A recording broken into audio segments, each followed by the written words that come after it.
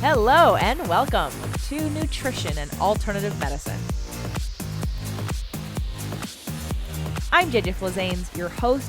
Thank you for downloading today's show. Today's show is called Financially Rewarding the Health Conscious.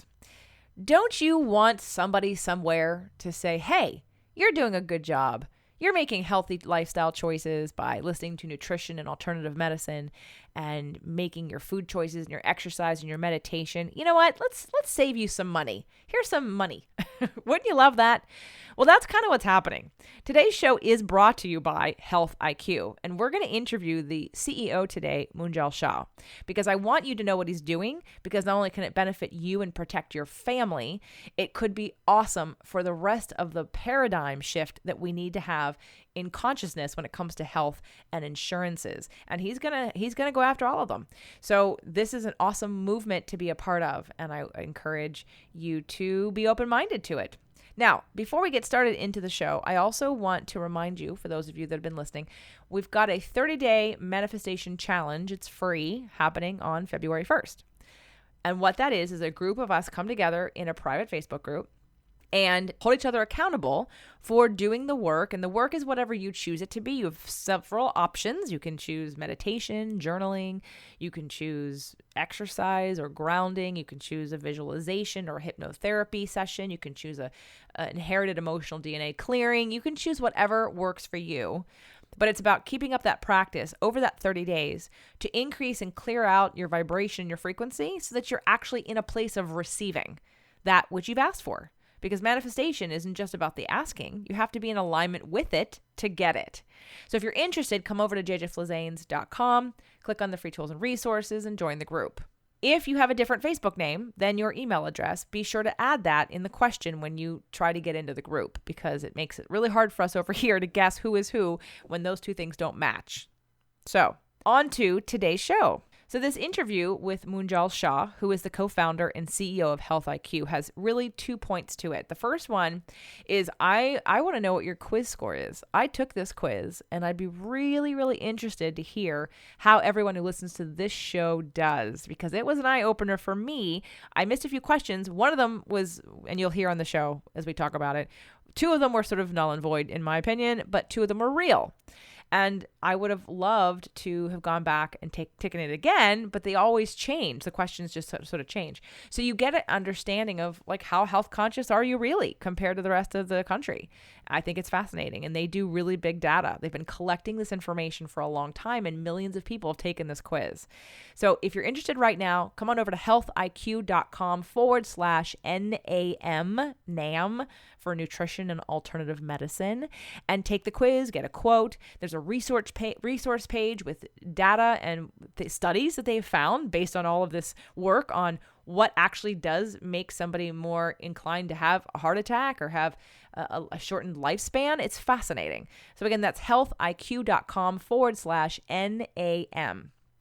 So Munjal Shah, like I said, is the co-founder and CEO of Health IQ, and they use science and big data to provide special rate insurance for health-conscious people such as marathoners, triathletes, vegans, cyclists, and more. Prior to Health IQ, Munjal was co-founder and CEO of Like.com, which is a computer vision and machine learning company, which he sold to Google, and co-founder and CEO of Andale, which he eventually sold to Alibaba. He is an advisor and investor in a lot of things: Rocket Fuel, Meebo, Swell, Blindsight, Lift Labs, Kabam, TaskRabbit, Pubmatic. Anyway, there's a lot. He has a master's in CS from Stanford and a bachelor's in CS from UCSD. And the other thing I want you to listen to about the show is not just the health part of it, but the manifestation part of it and the life's work part of it. So we want to combine our health with our wealth. We want to be on purpose and on task. And I think there's other lessons in here about his journey and how he got here that's also of benefit to you. So I hope you enjoyed today's show, and welcome, Munjal. Thank you for having me. Oh, you're welcome. I'm excited to talk to you. You're a pioneer, and I love what you're doing. I love that Health IQ is a company that is rewarding people for being healthier. And I heard your show earlier this month, and I was impressed by your story. And I want to definitely share your story with our listeners, because I think I try to encourage people to follow their passion. I know it's something you talked about at the end of the show in terms of following your passion, taking time to be present in all aspects of health, whether it be from the spiritual side, from the health and wellness side, from the relationship side. Like there's nothing more important to me than being present. And I love what you said about having your mission find you. So tell us a little bit about the story about how you started Health IQ and why. Why did you start this company?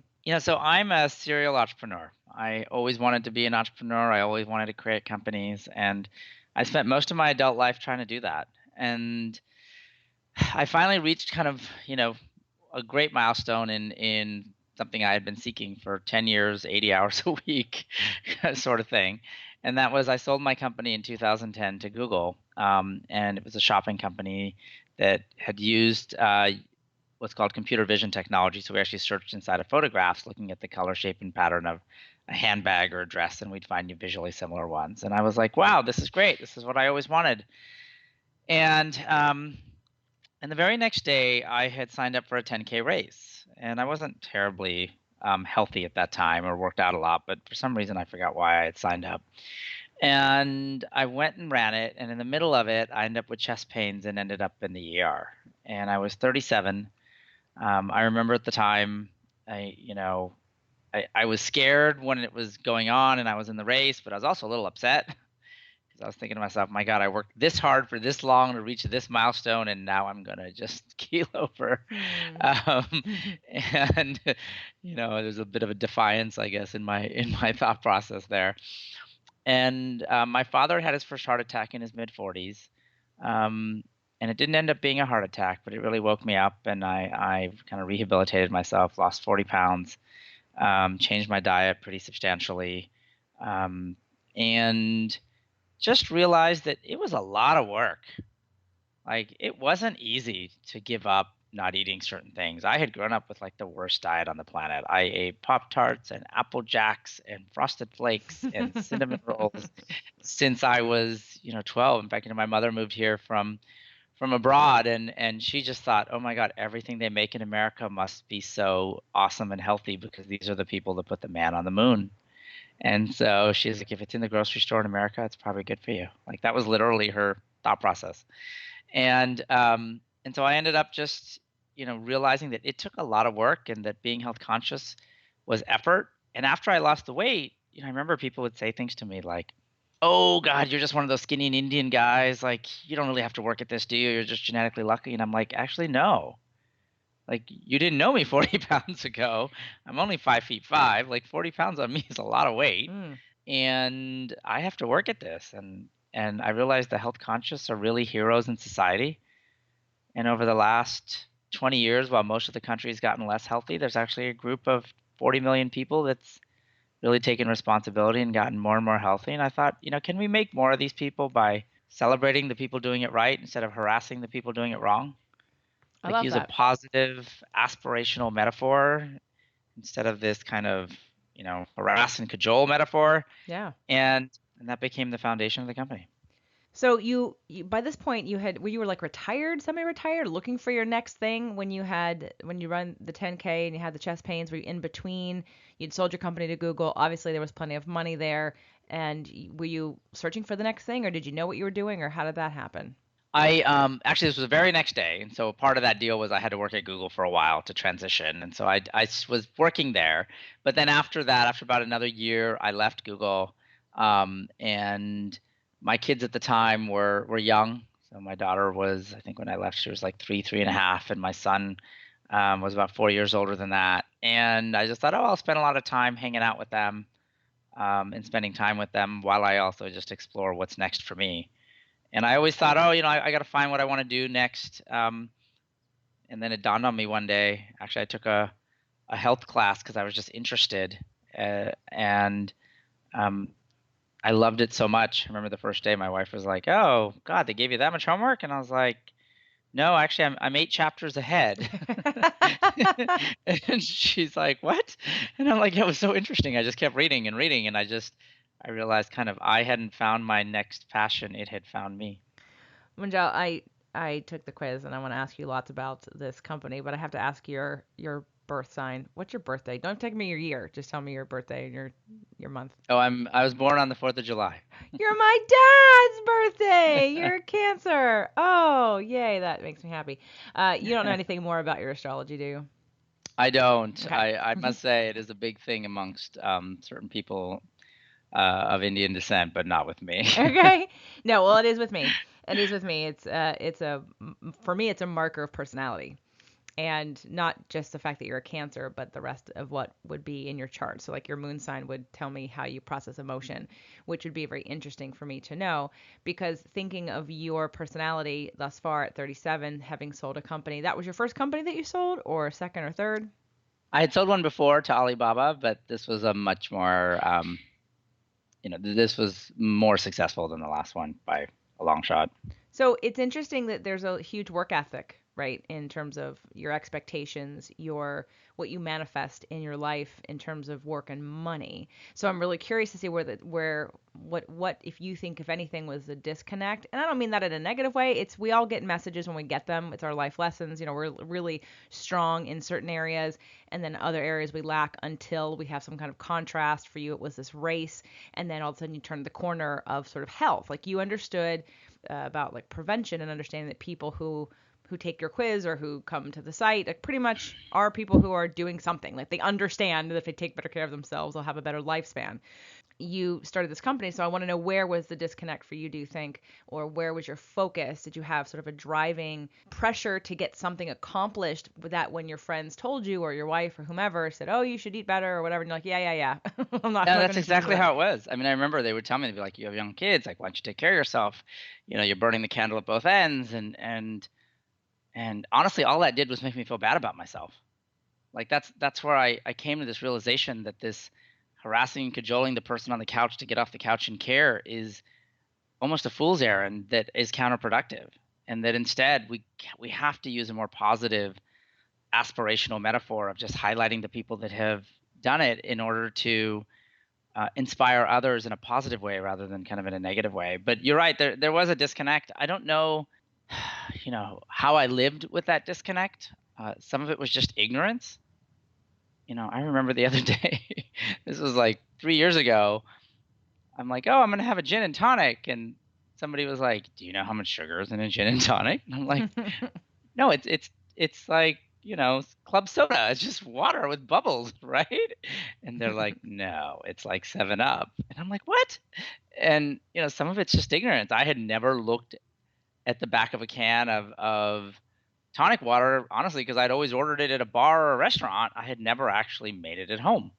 And so it was just a sheer ignorance, partially, and a sole singular focus. Right? I just wanted to be successful in my life so badly that I just kind of pushed out. Ignored everything else? I literally had prioritized. I'm like, I want to spend time with my kids, and I'm going to work. And everything else is going to go. I didn't go to guys' night out and, hang out and, watch a football game. I just didn't. That's not something I did for those 10 years. Right. And so it sounds like your kids, having a potential, oh my gosh, is this a heart attack? My dad had a heart attack. Speaking of which, how are your parents? Are they still with us? Yeah. How was their health? Yeah, my dad's still there, doing great. My mom as well. I mean, they're older now, but they're still healthy and they're still alive. And both are more health conscious, although my dad waxes and wanes more than my mom does. But my mom had breast cancer that they caught quite early, so she's doing great. But good. And how about was your wife one of those people who got on you about your health, or was she in the same boat with you in terms of your habits and diet and stuff? No, she was so much better.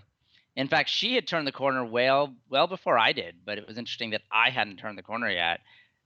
She read this book called Super Baby Food when we had our first child, and she transformed her entire diet and our kids' diets. And so she was, years ahead of me, actually, in the transformation, as she will say, is always the case in everything in our lives. Well, again, you guys are you're the hunters and the gatherers, right? Like our job is to nurture, our job is to look at that sort of long-term health and relationship aspect. It's just part of being a woman and being being being able to bear children, and it is part of being a man, masculine energy, and being male of hunting the deer. So some of that is just the way that it is. We're not necessarily built to act like men, women, and I want to talk about sort of some of those criteria that you have to judge that, because in terms of the life insurance, because I find that sometimes different health organizations, they compare notes in different ways, but they sometimes miss the boat. Like there are certain things that are, not. I know there's a lot of data out there. Like if you talk to nutritionists who are vegan versus ones that are paleo, they're going to have different data, and they're going to use different analogies, and they're going to have different positions, and some are substantiated and some aren't. And so I'm just curious as to where you compile from, like, let's say, for instance, taking the quiz. So I have taken the quiz, and I was super proud of myself until almost the very end, because I'd only missed one question. And that one question at the beginning, I missed more than one, but the first question I missed was one of those, are you kidding me, answers, because it was about soup and what ingredient in soup would make it creamier, or not creamier, would make it more caloric. And the first one said cream, but then I looked at the rest of and there were grains, and I think there were beans and something else. Anyway, I had just gotten done, literally on the stove right now is a pot of my vegetable soup. and my vegetable soup can be made vegan very easily. I prefer it with chicken broth, but I made it for I just did a retreat, a health retreat called Releasing What Weighs You Down last weekend. Right. And I have a whole bunch of vegans who came, and so I made them vegan vegetable soup, the same exact thing, which is with vegetable broth instead of chicken broth. But mine's very creamy, but I use cashews. I don't use dairy. Ooh, I'm dairy free, and I heard that you're lactose intolerant. Right, I use cashews, and I blend it, so it's very, very creamy. So of course I'm looking at this list, and I'm thinking about the calorie content of cheese versus beans, and I'm thinking, well, beans I think have more calories, while the fat in the cheeses, there may be more fat, but I don't know if there's more calories, there's more starch, there's more sugar, which then by chance turns to fat. So I'm like sitting here thinking, and I chose beans, and it's like, no, you're wrong. It's cream or cheese. I'm like, oh, okay. I don't know that I think that's accurate. That one was, I think, a little more subjective. But here's what we found out. Starting back at this idea of celebrating the health conscious. So we explicitly decided that we did not want to build a company that is here to celebrate the healthy. We want to celebrate the health conscious, because being healthy on an absolute scale is not necessarily all your fault or not your fault. You could be born with a certain congenital issue. You could have been exposed to environmental toxin. Like, there are people who are not healthy and it really wasn't their fault. And there's people who, are 95 years old and have smoked 5 packs a day, and they never got cancer. And yes, they're healthy, but they're not exactly people I want to celebrate, honestly. And so we decided that what we needed to do was celebrate the part of health you control, i.e. your health consciousness. And we looked out there and found no way to measure that. And so we said, no, there's no tool for that. The only things you have out there are these self-assessments. How many times a week do you drink? And how many times a week do you exercise? How many servings of vegetables do you eat? And in health, self-assessments don't really work. Right? Like, they don't work in other areas as well. Like, the SAT doesn't ask you, hey, you're good at spatial reasoning? You're like, oh yeah, I'm great. It's like, okay, here's 800 points. Like, it doesn't work that way. Right? So, and I think this is very tribal. Like, I think 4,000 years ago in the tribe, if you said you were unhealthy, you got fed to the lions. Right? So we've learned to hide this, and we therefore don't self-assess well. And so we decided instead, we wrote 30,000 questions, and we just ran an algorithm and calibrated it with 500,000 people, and said which questions correlate the best to the people who went to the hospital the least over the last year.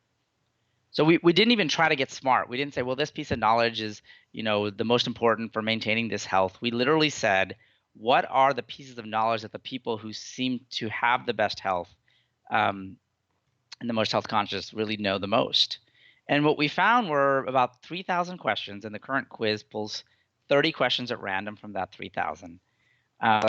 And they tended to be all these experiential questions. They tended to be things like things you would only know if you did. So we don't say, hey, do you do Bikram yoga? Or do you do meditation or mindfulness? We're like, when you go to Bikram yoga, are you supposed to drink water in the first 30 minutes? And if you've never gone, you're thinking to yourself, isn't that hot yoga? And I'm sure you drink water. It's like 110 degrees. But if you've gone, the instructor says, no, you got to sweat out the toxins, or I forget the exact explanation for it. But that's an experiential piece that you would only know. And you You get these questions in our app. You only have 30 seconds to answer them. If you close the app and open the browser, it tells us you try to cheat. You never get the same question twice. Like, it's not impossible to cheat the thing, it's just hard. And we did that with question after question. We didn't ask you if you eat low carb. We're like, hey, which of these 4 tortillas at Chipotle has the lowest carbs?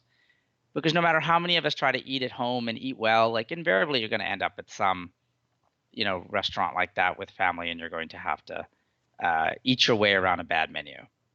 We don't say, hey, do you weight lift? We're like, hey, an Olympic barbell unweighted is how many pounds? If you lift, you know it's 45. If you don't lift, you have no idea.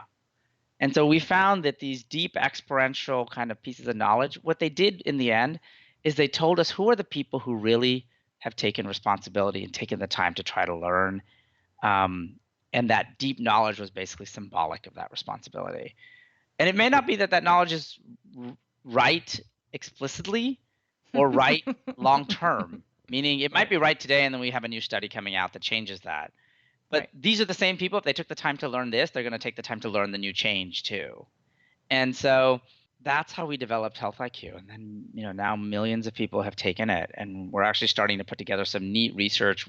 There's some on our website already and that just shows, we show BMI by state and then Health IQ score by state. And there's a remarkably similar overlap.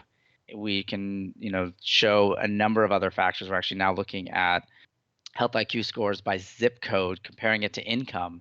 And there's some surprising, normally you think, health consciousness just correlates to people who have areas with higher income, but actually there's some low income but very health conscious parts of the country, and we're going to be putting out some studies around that. And so it's been just a fabulous exploration we've done of just, where are the people, how health conscious are you, and where are the people who are health conscious in the country. And it's quite surprising. It's not just your East Coast, West Coast kind of blue states. It's actually all over the country, but in different little pockets. Well, I know that from my last retreat because I had people flying in from Rhode Island, from Tennessee, from North Carolina, from Portland, from Hawaii, and so that was really exciting to see a little bit of the population come, and it's very health oriented from a holistic point of view, from a mind body soul point of view, which is what I do, because not only do I help sort of support that, the food and the exercise piece, but the stress piece, but really the happiness piece, right? Because I find that, and I'm sure there are studies that prove between mindfulness and meditation, and people that are happier generally take better care of themselves. And I know it goes both ways. We can work from the inside out or the outside in. And if you're feeling better, you do better. It's like if you know better, you do better. So in terms of some of that is education, some of that is experiential, put it all together. And I love that you want to celebrate sort of the people who are health conscious. Now I have to ask, because of course, now that I know there's 30 questions, I got 26 right. I'm going to go take it again. I scored 700. Like, what's the maximum amount of points? The points are calibrated differently, but you'll get a score at the end. And I did. I'm looking at it. I want to know. 198 on the scaled score, that basically means you got the 99th percentile, which is the highest score. So if you get, for example, 180, that means that you're effectively at the 90th percentile. Okay, I got 184 was my IQ because I missed 4 questions. I'm in the elite. Is there anything higher than elite? Well, within elite, you can just look at the score, but you're basically, you said 184. Yes. You're basically the 92nd percentile in the country. Okay. And this has now been calibrated over millions of people. It says you scored better than 304 million Americans. Yeah. 304 million Americans have taken this? No. We take the percentile and just calculate it back to give you a sense of proportion, because a lot of people were like, hey, I scored in the 60th percentile, that's horrible, that's a D. And we're like, actually, look, that's way above average. Right. Right? Like, right. You still beat 100 and whatever million Americans. Like, you should be excited. That is still something. Actually, a lot of our data showed that those who are health conscious died, even just those in the 50th percentile and up. So just if you scored over 100 versus under, the chances of dying over the next 3 years was 41% lower than those who scored under. And so, look, being health conscious really does improve your mortality because it improves your health. And a lot of it may just be that you take responsibility and take care of yourself. But, that's what we were trying to measure. We were trying to measure the part that people can control, which is, are you taking care of yourself? I love it. And so one of the other questions that bugged me that I missed. Two of them, fine. I got the two of them. The first one, the soup one, bugged me. Not soup. The yeah, it was soup because I just made soup. And the second one was a recent study that I didn't read. So I thought, well, I didn't read that study. So I guessed, and I guessed wrong. But of course, you take a chance when you see something like that. But I didn't see a lot of questions about stress management or stress reduction. Is there some? And I just didn't get it in the 30 that I got. Look, all of us who have gone through a health transformation learn a couple things. One, diet overpowers exercise every day of the week, right? Right. Like, you can't out exercise a bad diet. And so what you'll find is the Health IQ test, and again, we didn't do this in any sort of programmatic way. We didn't explicitly take out stress questions. We didn't explicitly put in nutrition questions. We just wrote 30,000 questions of all types and ran them through this calibration with 500,000 people and just said which ones seemed to be the ones they know. And so it turned out nutrition questions mattered a lot. And so Mm-hmm. you will see it's very heavily nutrition focused on it. Mm-hmm. Exercise does matter some, at least the mental health questions, even though I'm with you, I think they're very important. Just not many of them showed up in that top set, but it may just also be because it's a new thing that Mm-hmm. I think the world has only recently become aware of kind of the power of mindfulness, just in the last 5 years or so, and that hasn't made its way into all the health conscious people yet, so it wouldn't show up in this sort of calibration exercise that we did. But it was we don't actually there's not an editorial team that picks it. There's literally an algorithm that says, what is the knowledge that the health conscious people know the most? And those who are not health conscious know the least. So actually, one question we had that actually did very well, but we didn't put it in because we thought it would send the wrong message. Was I don't ask you if you eat fast food. I'll be like, hey, what's the toy at McDonald's last week? And if you're like, oh, it's and we're like, gotcha. Like, how did you You even eat know fast food. that? Right. And so Great we question. ended up taking it out. It's an inverse related question, right? If you know it, you're probably less health conscious. But so it's just lots of information. We keep adding more questions. We keep writing them.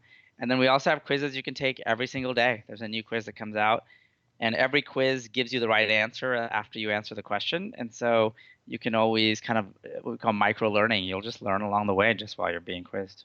I love it. I was excited to take the quiz, and I'm excited to learn more because so I have, and I know this show is not gonna be about the difference between necessarily whole life and term, but you are offering term life insurance, correct? Yeah. So what? After building this whole quiz, we realized that hey, what we want to do is celebrate the health conscious financially. And we said, is there a lot of the benefit of what they do? And we realized it accrues in insurance, either in health insurance or life insurance. But after the Affordable Care Act, you actually by law cannot price health insurance cheaper for the health conscious. But you can in life. You cannot do it for health insurance. You can do it in life insurance. And so we started exploring it. And so what we sell today is what's called term life insurance at a special rate just for health conscious people. And term life insurance is a gap insurance product, meaning you buy coverage for 10, 20, or 30 years typically. And if you were to pass away, your spouse will get a lump sum payment, which will allow them to live the same standard of living, if you buy enough, as if you were there. Not so the family can still put the kids through college, the family can still stay in the house. And it's not often that people pass away in midlife, but if it does happen, it's usually pretty catastrophic. People don't tend to own life insurance later in life, so that's why we call it gap insurance. You don't need this typically after you're 65 because you've saved up enough money, you've paid off the house. If something were to happen to one of the bread earners, there's a retirement fund usually that's enough to take care of the surviving party.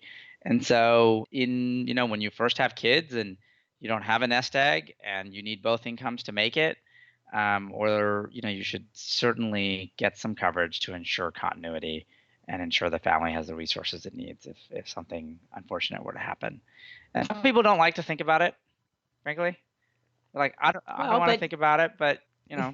responsible parent, a responsible spouse, like you should think about it. And I know I actually find health conscious people are more aware that they're mortal. That's why they don't eat a Mm-hmm. donut every day. like they Right. kind of get it, and they're good at Well, seeing the ghost of Christmas future is kind of what I always say. well, I think that there's an argument to be made. I have whole life, but whole life is expensive Yes. and usually can't get enough coverage really to make, like, I got it years ago because of how much I had sort of borrowed to start my own business and wanted to make sure that all my bills were paid, and if in the case of my death that my parents wouldn't get hit or my husband wouldn't get hit, and there would be some money there to cover anything outstanding that I had, plus then they would get some.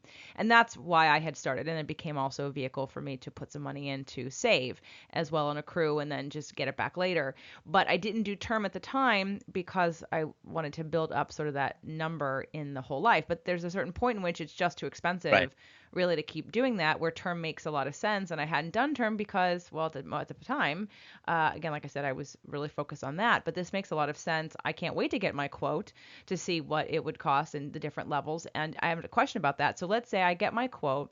Is there an incentive if somebody gets quoted where they are now? Like if they get healthier, does it reduce? I mean, I know you're buying like a one policy, but what's the flexibility of, I mean, I really love the strategy of rewarding people for being healthier, but if they come in, maybe is there a plan to help them get healthier or stay healthier? Yeah, so a couple things. So think about when you get term life insurance, it's a bit like not a variable rate mortgage, a fixed rate mortgage, right? Like you get it, you'll have your rate. It won't go up on you, but it also won't go down on you just because you get healthier. But you can always refi. You can always cancel your policy and get a new policy later. And there's no reason Right. you can't do that and kind of benefit from your improving health. What we've found is, look, a lot of the people who are health conscious who get special rates with us, they've already made this lifestyle change and they don't need our extra effort to kind of keep them on track. They keep themselves on track pretty well, because this isn't a diet they're on. This is a lifestyle they're on. And this isn't an exercise that they're doing just to lose weight. This is something that's just part of their everyday life. And so we bring them in. We actually get them special rates. It can get up to about 33% off. Some of it's like a straight rate part of our quote. But one of the dirty little secrets in life insurance is that a lot of times you submit, the broker you talk to kind of guesses. He asks you a whole bunch of health questions and says, okay, I think you're going to fall in this bucket. But then later you go to underwriting with the carrier and they look at a bunch of things. They have you do a medical exam, they have you take a blood test. And if you're health conscious, by the way, you want them to have you do those things, because if they don't do those things, they're going to price you as the average for the whole population and you're probably better than average. So you're going to be subsidizing other people if you go and get a policy that doesn't ask for those things. But once they do that, they may find little things, and traditionally you may get quoted a low price up front only to find out the end price isn't the same because when they ran your blood, they found, certain liver enzymes were off or certain other issues were there that maybe you didn't even know about, or maybe you did and you just didn't kind of remember to share with the broker when he was filling out the application. But they're going to check. And so the most important part is not just like what's the quote, it's what's the end price that you really end up with when everything's said and done, and is it the lowest price in the market? And so we worked with carriers to get an initial lower rate, but we also wanted to make sure, like, for example, if you have a family history, with most people, if you don't get our special health conscious policies, you will be knocked down a class. But we worked and said, you know what? This family history is not that correlated. In fact, scientifically, it shows it's only about 15% correlated. And we said, so, if they're really health conscious, can you offset that even if they have family history and not move them down one class?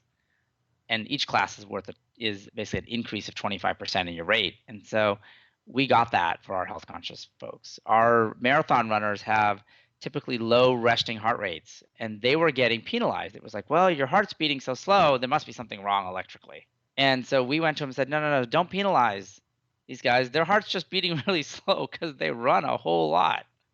Like, it's just what happens when are that fit. And so we ensured that didn't happen, for that they didn't get penalized for our marathon runners. And our bodybuilders, they were coming back and saying, oh, the BMI here is really high, but BMI is a horrible tool. Like, It is a it's terrible just, tool. It yeah, is a stupid yeah, tool. and it really doesn't. I mean, you don't get me started on BMI. Yeah. No, Hip me to too. waist Me too. circumference is actually a much better tool. And for bodybuilders who have significant muscle mass, like, it turns out Arnold Schwarzenegger's BMI when he won Mr. Olympia was 33.9. He was almost morbidly obese on the BMI scale. Just to give you a sense of how ridiculous it was. And he had a waist Yeah, the right. I size know. of, like, 25-inch waist or whatever he had, right, at that competition. And so we said, no. Can you use hip to waist circumference ratio, which is a much better predictor of cardiovascular risk and diabetes risk, for our bodybuilders instead of using BMI? And So that's another concession we got carriers to make. So we literally went in and didn't just try to get better rates, but actually tried to make a more fair system for assessing health conscious people that didn't penalize them for things that basically just don't make sense for them. And we continue to get more and more of these every week. Every month, we kind of are able to get another tweak, another change, another kind of modification. Like, this is a journey we're on. It's not just the rates we have today, but it's kind of the rates and the underwriting that we'll be getting over the next 3, 4, 5 years. I think it's exciting, and I'm looking forward to having the conversation about the quotes because of my very high score, and I'm happy to give my blood work and my exam and all that good stuff. But what's next for you? So, I'm going to definitely send people over to check out the quiz and to take the quiz. I want to have people sort of get an idea of where they are and to know what's out there for them, to support them, like you said, in terms of you don't have the nest egg, having that backup, having that in place in the case of something happening really just puts you a peace of mind, and knowing that you're going to get a better rate because you're healthier is great, and so everybody's going to check it out. But what's next for you in this journey? What we want to do as a company is two things. One, we're going to expand the product offering and really work on more insurances. Like, if I can save you money in life insurance, why can't I save you money in dental? Why can't I save you money in vision? Why can't I save you money in disability? Like, we're going to go to every last insurance where kind of health makes a big difference. We can't go to health insurance unless there's a modification to the current law, but we'll go and do this everywhere else that we can, and we'll do this worldwide. Like, I believe that the health conscious are kind of a whole new group in society, and it's a growing trend worldwide. You look at the Chinese, and they have many things in Beijing. I was there not that long ago. You have, fancy cars and nice flats and Louis Vuitton handbags and all these things. But what they want the most, the luxury good they want the most, is health. And so we're going to expand and continue to do this. We're building more data. The more people we get, the more data we're building. Like, at the heart, Health IQ is really a data company where we're building basically the information necessary to reward and improve the world's health. And so we're just going to keep doing this. We have a long journey. When I set out to build this company, I realized, like, yes, my mission found me, but my last two companies I ran for about 5 years before we sold them. And this one, I realized, like, this is my life's work. Like, I'll spend 10, 20 years building this, and maybe that's how long it'll take. And hopefully each day we get better and better, more and more rewards and better pricing and more different insurances for health conscious folks. But that's really the mission and the path that we're on. All right, a few more questions before we close today's show. The first one, for all the people who are listening, what have you seen, or what would you recommend is the number one thing people should attend to make the biggest change in their health that you see via the data? Nutrition and just find, there's some horrible offenders, right? That if you just take out, things just start getting better right away. And, they're very obvious things of soda and high sugar items and, lots of processed carbs and things like that. And, but I would say look at that. If you're a little more advanced, I love Robert Lustig's work, the endocrinologist from UCSF, who's you can go read about. There's a great YouTube video actually he's got out there. I would just say look at those things. On the exercise side, I've become a huge fan of not long cardio, but just, high intensity interval training, hits, sprinting. Even on the treadmill, I'll run really fast and then I'll kind of jump to the side and slow it down, and then I'll run really, and rest for a minute, and then I'll run fast for a minute. And I have found tremendous improvement and health benefits. If you want to get really advanced, there's lots of neat things out there on fasting lately. Yep, intermittent fasting, but I did a 5-day fast recently where just tea with nothing in it for 5 days. It was an amazing experience. I realized fasting is not old technology, it's new technology. I mean, it's not new technology, it's old technology, right? Almost every ancient religion kind of has this as an element. And but it sounds crazy to people. I got more people told me I was a nut job when I told them I was fasting than any other diet. Yet the science around fasting is actually the most clean in terms of, like, it's not contradictory in the same way. Like, if you look at the science around gluten-free, you look at the science around organic, Yes, there's some good Right. science. Yes, there's some science saying it doesn't matter. Like it's very contradictory. But fasting has none of that. But yet, socially, fasting is like people just look at you like you're an alien. Right. Well, that's probably the hardest thing to give up food, right? Because food is unfortunately used as an addiction for a lot of people too to repress emotion. It's probably the most overused drug we have because it's the most widely acceptable drug that we don't realize we have. So, of course, ask someone not to eat for a little while, and if that's their drug of choice to numb themselves, then that they're going to have a real hard Yeah. time with that. Now, what about on the flip side, on the business side? Because, there are people who would love to emulate what you're doing in business and want to know how you became successful. So if you had to give us the top one or two things, whether it be a belief system or accountability or, how to manifest sort of that dream of building something or of finding the passion, the career choice, the mission, what would you say helped you the most to be where you are in that way? I have I will tell you, in Health IQ today, I've done something that I didn't do in my either of my last two companies. And that is that we've just created a very almost overly positive culture. Like it's so positive. If the old me walked into this company, honestly, I'd be like, "This is," I just want to hurl. Like this is so crazy positive. It just seems almost disingenuous. But we tried it, and we just celebrated every person every day in the company. Like we go around, and we don't ever ask what you didn't do and why didn't it get done. We're just like, "What'd you do today? If you have something awesome, share it," and the whole room will clap for you. And I thought, God, if you celebrate everyone, it's like celebrating no one. Like, we were all taught that. And I realized that's just not true. Everybody wants to be recognized every day. And if you do that, they show up for the company and they show up for each other. And it creates a super positive cycle. And I come to work sometimes and I'm like, oh my God, this place is making me more positive in this weird feedback loop.